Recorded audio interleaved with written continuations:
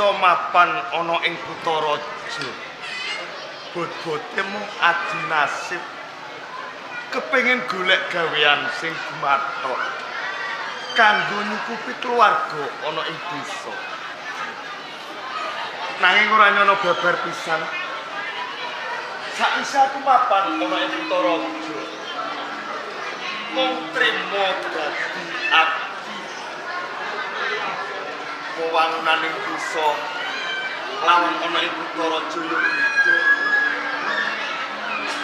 Wewangunane sarwa endah. Aku kudu bisa nampa senajan to mung trimo dadi abdi. Tak wiwiti anggonku nyambut gawe.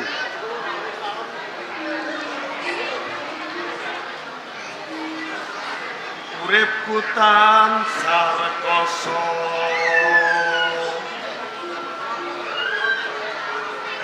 saben dina mung tansah golek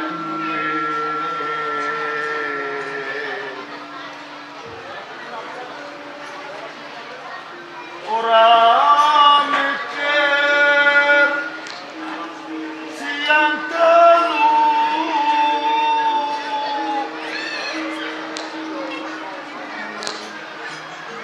rasake panas udan ninggal omah wiwit sore nganti esuk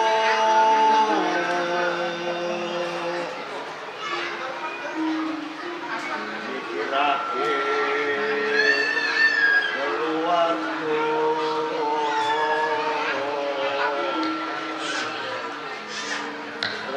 rekasane awak mami.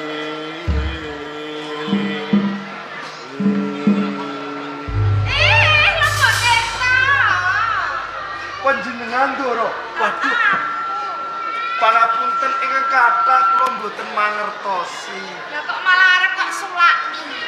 Saka rumangsamu ngono aku patung ngono apa piye? Kula kinten panjenengan nggih dereng rawuh wonten ing Taman Sari Ndara. Ayo. Ini rada cedhak lho Boten. Teng mriki mawon Sing perintah aku lho ya. monggo dipun taliti langkung rumiyin. Menawi anggen kula nyambut damel tasih wonten kekiranganipun paring dawuh dumateng ingkang abdi kusumaning ayu. Pancen sakwise taman tak taliti. Kembang-kembang kaya ora ana sing alung. Anggonku resik-resik uga wis katon, resik banget. Teges ngono pakaryanmu wis nemoni karampungan. Matur suwun sanget. Sedaya kala wau panjenengan ingkang nggolo wentah dumateng kula Lembu Tirta. paring dawuh Ini kusumaning coba rada cedhak. Dimana anggone sambet jabung pira nduk kepenak. Ini mboten kuwalat. ora abdi sing bendoro sing perintah, abdi kudu tansah kestokake. Nanging panjenengan sampun paring dawuh mbok bile wonten ing Taman Sari, kewajiban kula sampun rampung. Mila kanthi menika ingkang abdi nyuwun pamit badhe resik-resik wonten ing sakjawinipun Taman Sari. Mengko dhisik to lembar. Matur. Kanthi aku sumusul kalawan kowe tengane ana wijati sing arep tak blakake. Napa kula niki gadah kaluputan? Ora. Ajeng. Aku arep takon. Nggih. Apa sekirane kowe iki kerasan dadi abdi ning kepatihan kene? Kerasan Ndara. Kerasan tenan. Estu Lah udakara wis ana pirang taun Lembu Tirta? nggih enten sekawan taun 4 tahun. Nggih. Yen ngono nak wis sawetara suwe. sawetawis dangu. Naik saka panyawangku sak perongku. Kowe kok ora tau bali ning desa. Apa ya ora kangen ngono karo anak bojomu? Anak bojo Iya. Bojo mawon kula niki dereng gadah. Napa malih anak kula niki tesih Joko Kusumaning Ayu. Isih Joko. Nggih. Tenan ora ngapusi isih Joko. Menawi kula matur doro nggih. Tartamtu badhe pikantuk pidono. Si aku percaya kok Lembu Tirta yen kowe kuwi wong desa ora nate gono. Ngaten. Yen pancen kowe isih Joko, kan doyo-doyo rasane atiku aku pengen abdi bloko. Kae kok yen aku wis bloko, Joko guyu ya Lembu Tirta. Anggen mboten wani. Kula kok guyu kalih bendarane niki pripun? Ini lho ya. Nggih. Saben-saben kowe resik-resik ana ing taman, ngelap-ngelapi kae kursi, meja. Mripatku tansah tak lirikke, tak tujukke kalawan kowe. Tak make lho, nom-noman kok bagus ra karuan. Endane bejo-bejane wong wadon, lamun to sinadingan kalawan kowe. Paing jebul Lembu Tirta. Kados pundi, Ndoro? Rasa sing tak batin, tak simpen kuwi saiki pengen tak blakake. Cetane ning kene aku tresno kalawan kowe Lembu Tirta.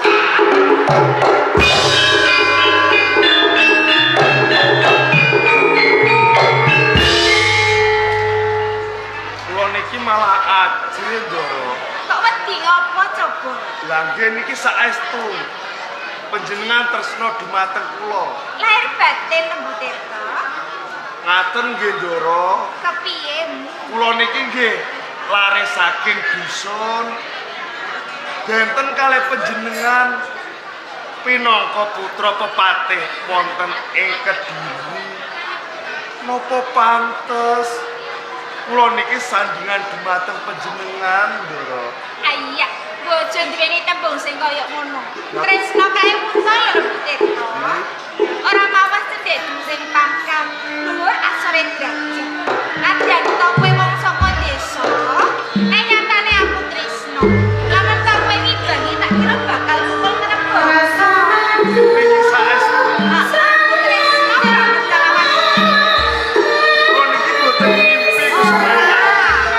Lah kepiye kok ngopo ora? Nggih kanugrahan sanget kang tumempuh dumateng pisan. Dipun tresnani wanita kang endah ing Sulistya gadah derajat lan pangkat. Mila kanthi menika Kusumaning Ayu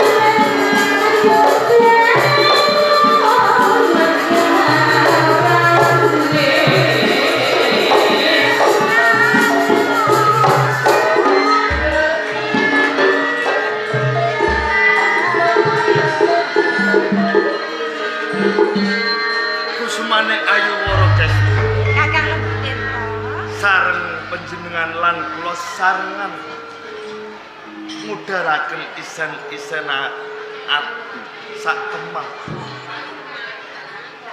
Wit-witan ana ing taman sari padha isin. Wit-wite rumangsa iri lan meru. Namun kowe sandang lawan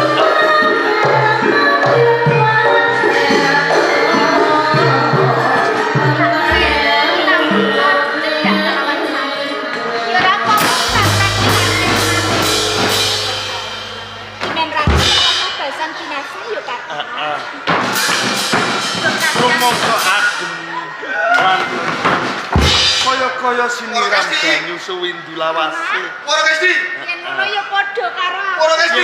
Siramu kok rasake piye? Iki tenae aku. Lho, Paman Segara Winata. Lha Paman Segara Winata. Lu modra kodhok ngalor kidul ngetan nang becak kodhok ora dipayu babar pisan. Kula mboten ngertos. Ora ngerti apa itu ora ngerti. Stu mboten ngertos, Paman. Ora ngerti tenan. Mboten. Ngene, Kenapa? ora usah cedak-cedak. Gedibal 17 kae. Aki mboten napa-napa. Ora Gusti. Ku jaluk dirangkul kakek ngawane. Mateng. Oh, Aduh, pipiku dicopot kok kakek aduh. lah dalah. Kene ta. Ora Gusti. Lah bokongku ya dicopot lah kok kakek. Kepiye diajem? Kene tak usah gani. Terus. Ya rantok meri. Ora pantes lamono cedak soal dumuk-duan kau. Gedibal 17 lembutir to kuwi. Paman, ajeng dumuk-dumukan, ajeng rangkul-rangkulan. Nggih mboten napa-napa jalaran menapa. Jalaran piye? Antarané kula lan Kakang Lembutirta menika wonten sesambungan tresno. Sambungan tresno. Nggih. Ora Gusti. Napa? Apa kowe ora kelingan?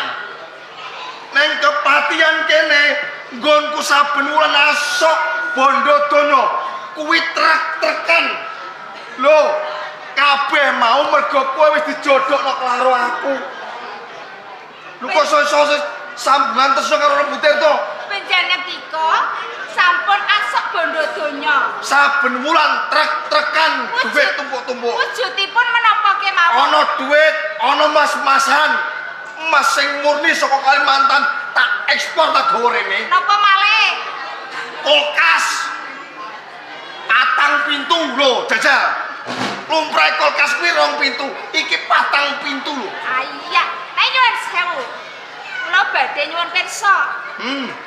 Rikala panjenengan nglamar dumateng kula. Yo, Ingkang nampi penglamar panjenengan menika sinten? wong tuamu cetha. Kanjeng Rama. Bener. Patih Kebo Mundara. Ora kleru. Menawi ngaten badhe kelampahan, Paman. Kelakon ta yo mula suku saka kuwi aja cedak-cedak karo Lembutirta. Kelampahan panjenengan menika dados manten. Iya mesti wae. Nanging mboten kalih kula. Karo sapa? Kalih Kanjeng Rama.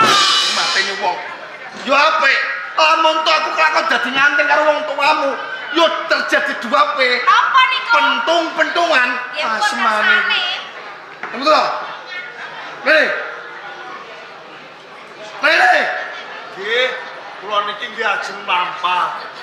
Mlaku sing batur ora iso. Pun galak-galak. Lemak. Idak payah ora puklek. Ning ngaten menika watak wantunipun lari saking dusun. Oh, bener. Syukur yen kowe mawas. Ngaten, Syukur. Lembutir to. Paring dawuh Ndara Senopati. Kowe wani cedak saya-saya duwe sambungan tresno karo bendaramu ora Gusti wis mbok pikir apa durung? Ya sampun. Lho. Sing bangga bondo kuwi apa? Kowe kuwi wong desa.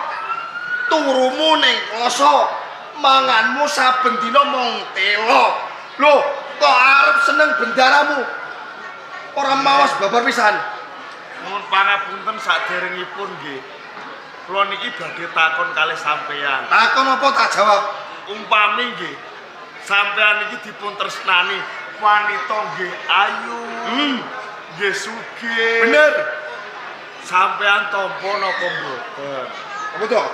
Lamun to aku disenengi wong wedok sing ayu, sugih. Nggih. Ya mesti tak tampa, ora tak tampa edan po. Oh, alah. Redine kula menika tesih waras. Yo. Nggih kula tampa. Mulai kowe jegelongno aku. Lah ora ditopo edan apa? Nggih. Edan sing edan kok aku sesuai kok. Saya malih nggih Ndara. Piye? Kula suwun kanthi sanget dumateng sampean. Ampun kelangkungan anggenipun ngino lare saking dusun. Kene ngopo ora? Wong desa manggone ning gunung.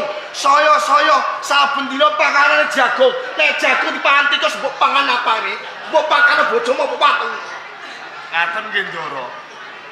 Menawi sampean boten wonten tiyang saking dusun, sampean uripe cilaka Ndara. Kok iso cilaka? Cilaka ku manggon ngendi ya? Saben dinten sampean iki dhahar napa Ndara? Sego. Sego. Lah sego niki sing didamel saking napa? Saka pari. Pari niki sing nandur sinten? Wong desa Desa. mangan. Lah nggih. Yen kaya ngono aku ora bakal mangan sego. Lajeng Mangan roti ya wong sugih padoni. ajeng dhahar roti. Roti.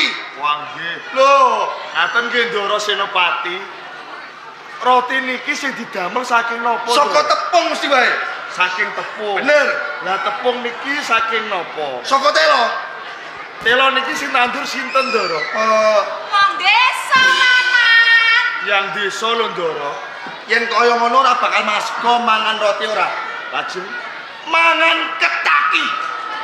kentati niki napa? Daging pitik. Daging Ayam pitik. niku lho. Ayam digoreng garing. Lah pitik niki sing ngupeni sinten? Sing ngoni nggih sinten ngoten lho.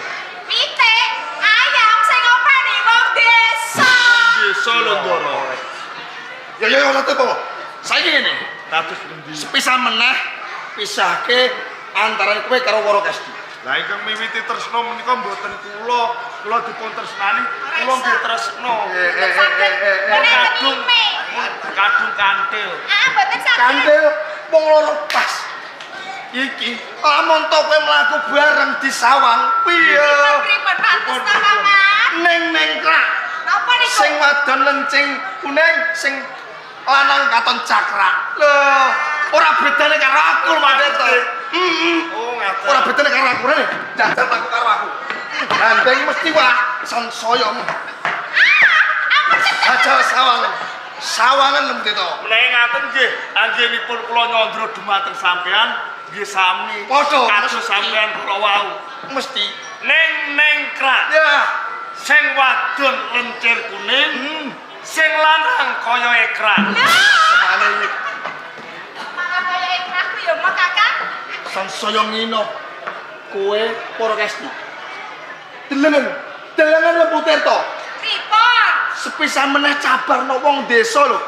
Tau pamake kuwi lampu. Kuwi ana sing gedhe ana sing cilik. Lamun to segara winutan lampu 1000 watt bareng mekar biar madangi jaket beda lembut to. Lah kula kan Beda. Lampu 5 watt melik-melik manggone ning WC ning gurilah. Beda karo segara winutan.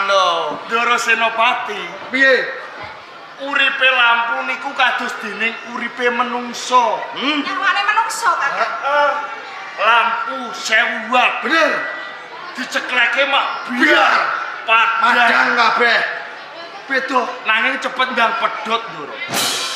Nanging beda lampu 5 watt manggone ning buri kelip niki uripe suwe Ndara.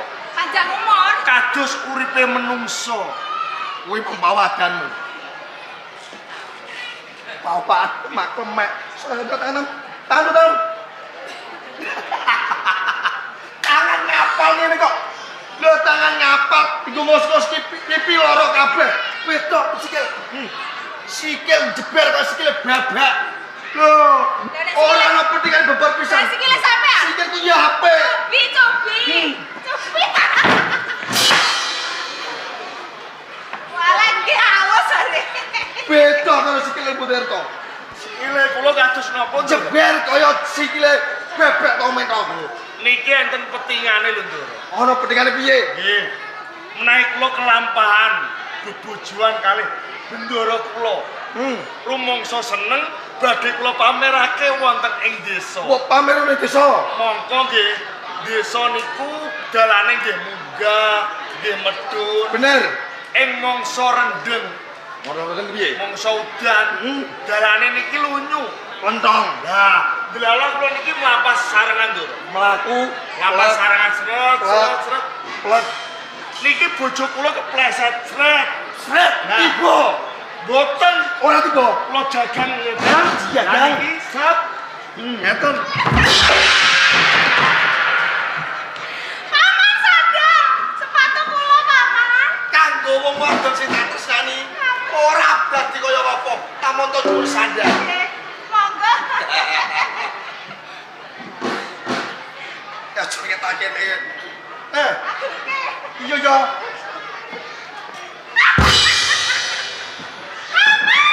Ndoro. Sing maju kuwi sikile aja sing kene. Aduh, Kados pundi Ndoro? iki piye kan? Pripun? Paman aku tumbuk sepatu sak. Waduh. Maju to sing maju ki sikile dijokno ngene lho. Nggih, nggih. kula Aja kok sikile keringin sing maju. Nggih, kula joge ya.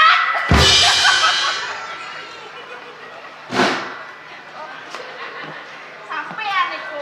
Paman kula mboten kurang. Wis ora pantes bapak pisan. Kowe gelem pisah apa ora ora? Boten. Ora gelem. Boten. Ah, pradulke wong tuamu.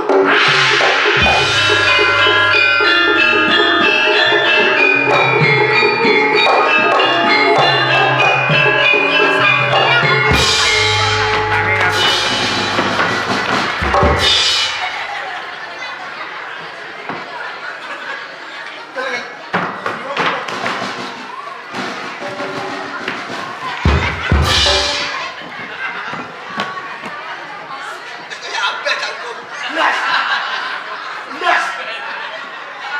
Sampeyan iki. Wah. Itu tan. Pun.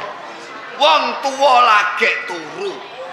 Awak saya mbok geret. Maksud iki kepiye? Sampeyan kleru nganggo banget.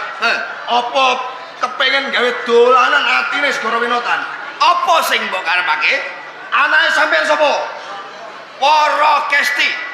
Wis sampeyan jodoke kalih kula. Jodoke marang Senopati Segara Winotan. Nanging piye?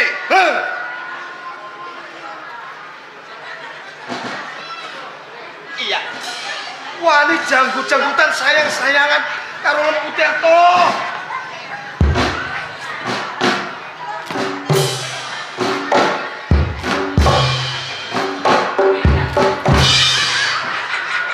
Lho anake wadon gandeng karo wong lanang liya sing dudu dijodoke kok amat jogetan. Lah aku terus mbok kon piye? Kudune nesu.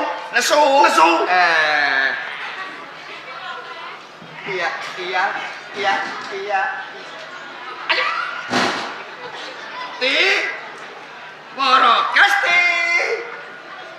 Ti.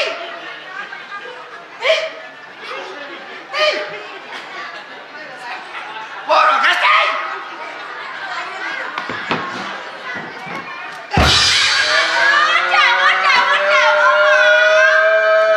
Timbali wong tuwa kok.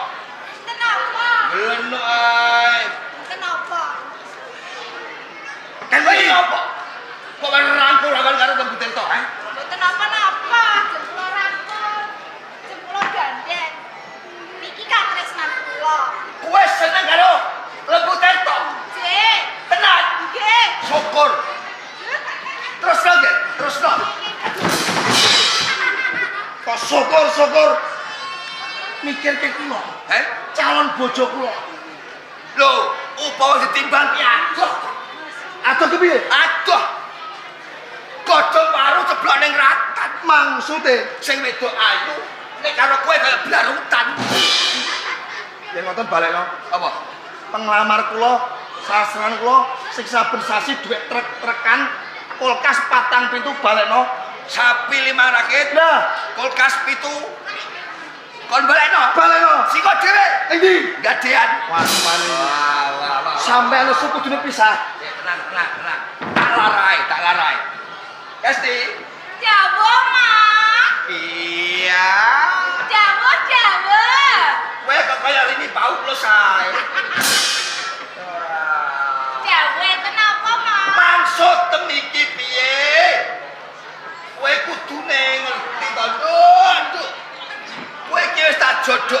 karo si Segara Winotan. Lah kok kowe malah seneng karo Lembu Tirta? Lembu Tirta iki sapa, Bro? Ketibal 29. Lamun kowe dadi bojone, arep dipakani apa? Nanging kula menika tresna, Mak. Mila kula nyuwun lilak panjenengan. Kula nyuwun dhawuh, Mak. Kowe njaluk rabi Nggih. karo Lembu Tirta. Nggih. Nggih, Mak. Tenan. Nggih. Cocok. Dipun cocok. Lembu Tirta mboten penyantari. Sik, ini. Balik. Wah kabeh aku. Nggih. Wah. Tirta, Paring dawuh Gusti Patih. kowe yo seneng karo anakku. Kula nggih tresna. Lahir batin, Lahir tumusin batos. ora kapesan. Boten. Pak kabeh. Oh nggih. Lah ya. Kadung emosi lho. Dikomisake malan pel-pelan lho sampe. Ijulan. Ijulan apa? Mbok keprok tenan. Salah sampean gigete. Dinteni tembunge sing ape kon pisah kok malan pelah-pelah. Nek aku misahno tresnane anak wedok ora Gesti karo si Lembu Tirta. Aku dosa. Kok saged modele wonten janur kuning melengkung sinten kemawon saged gadahi sosok penyelesaian jodohaken kalih kula. Ngono ya. Dereng sah. Ya gini. Esti, Nggih, Rama. kan kowe Lembu Tirta. Nggih kula Gusti Patih. Yen pancen nyata-nyata kowe tresna tulus lahir batin marang anakku si Wara Gesti, aku kepengin bukti. Lajeng kula kedah Buktine kudune kowe sungkem wong aku iki calon maratuwa kok. Aduh.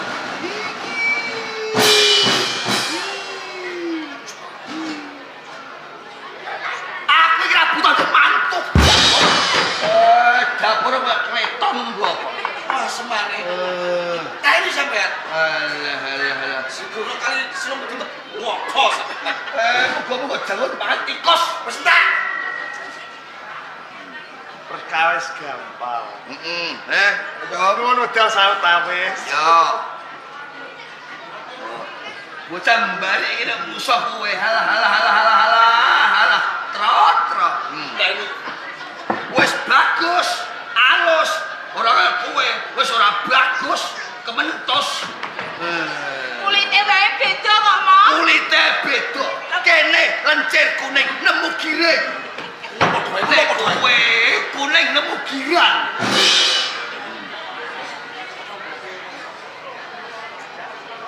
Iki urusanku. Nah, gandeng kowe tresno karo anakku Kesti, aku butuh buktine. Anak mantu kudu sungkem karo wong tuwa. Oh, Kepareng matur Gusti Patih Kebu. tak idoni malah.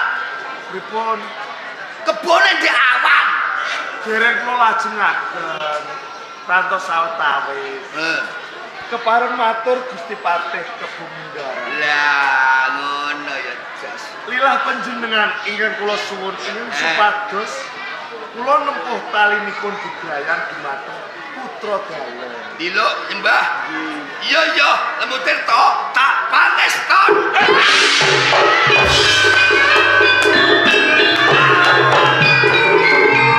Lembu Tirta minggat. Lakon Wara Kesti rapi karo aku.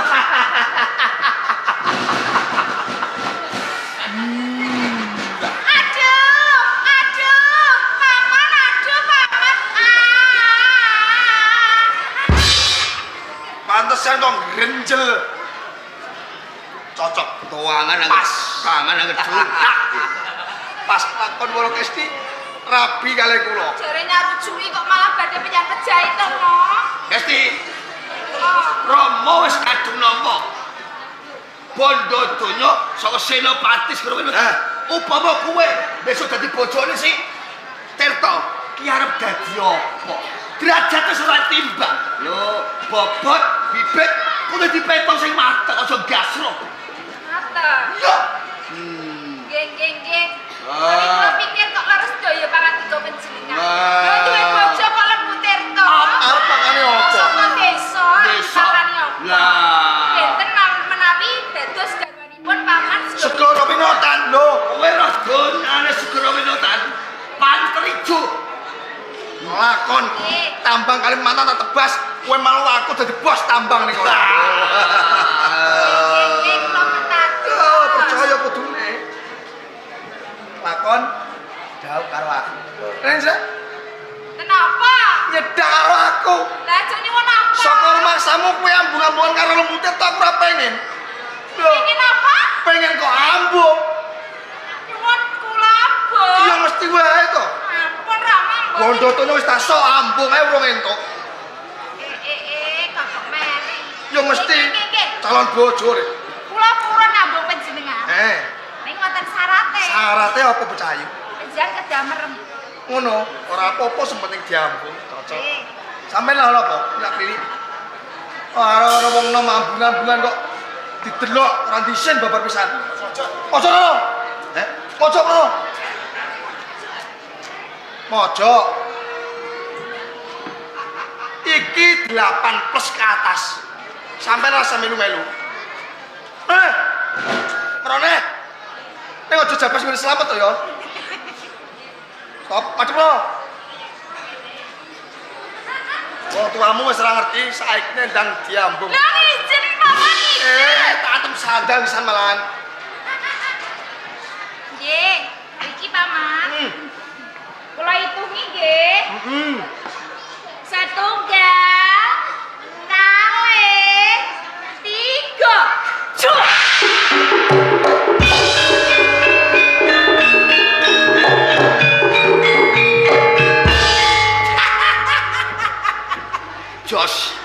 Jos gandos rewos sing jos ta Pak? Lho bareng kowe arep njaluk ambung anakku le ngambung abane cah abane pripun? Jos sampean mboten ngertos. Sampean mau ngertos gak? Kula dados Woro Kesti sampean dados kula. Kakang sampean njaluk ambung. Iya. Ana syarate ning kowe kudu merem. Nek ora merem gen isin ah. Ora ana wong. Wong akeh ora ana wong. Ora ana. Wong akeh melekan. Lah ya mau dhewe merem. Ayo itu sing 3. 1, 2, cuk. Niku ngambunge Woro Kesti. Kowe didoni, dikecoki mah. Jus. Ora diambung. Ora diambung bapak ngene rembug cukup. Perkara anakku Woro Kesti. Kowe nyang tanganku ning kebaku. Bengi iki dina iki. Kowe rak nampa kajiban. Jaga anane bandera tunggul kula. Yo, yen nganti ana apa-apane sing nampa pidana kowe. Meh mekaten sawetawis pun pamit nggih.